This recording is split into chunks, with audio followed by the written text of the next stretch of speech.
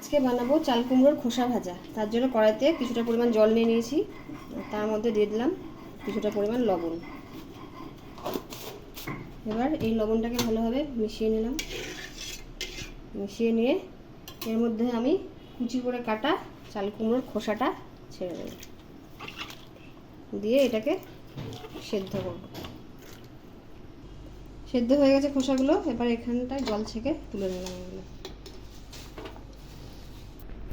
এবার কড়াইতে সরষের তেল নিয়ে নিলাম কিছুটা, আর তার মধ্যে শুকনো লঙ্কা দিয়ে দিলাম, কিছুটা পোস্ত। এবার এর মধ্যে দিয়ে দেব, এবার এর মধ্যে ছেড়ে দিলাম সেই চাল কুমড়োর খোসাগুলো।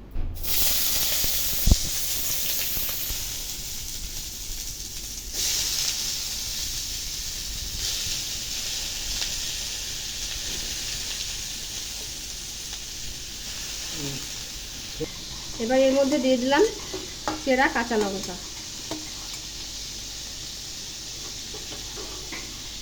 এবার দিলাম স্বাদ মতো লবণ। এবার দেব স্বাদ মতো হলুদ। এবার এর মধ্যে কিছুটা পরিমাণ চিনি দিয়ে দেবো।